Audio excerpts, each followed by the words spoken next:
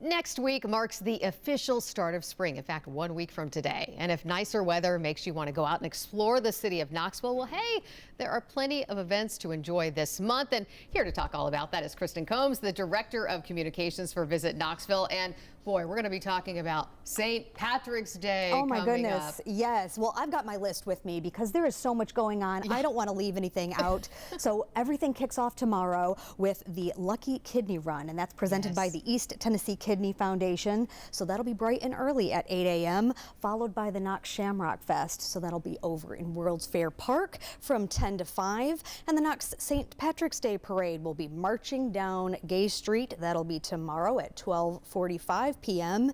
And of course, the evening festivities continue. We've got the official Lucky St. Patrick's Day bar crawl, and the Old City has their own St. Patrick's Day pub crawl.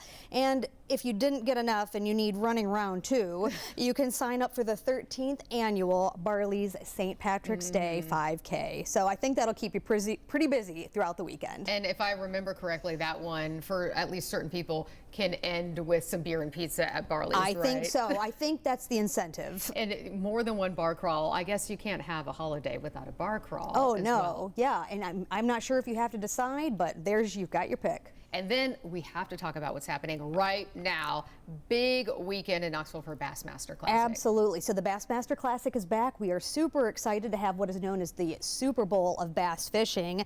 We've got the world's top 58 anglers right here in Knoxville competing on the Tennessee River.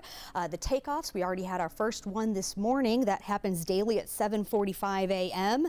And the weigh-ins will be over at Thompson Bowling Arena at Food City Center, taking place daily also at 4:15 p.m.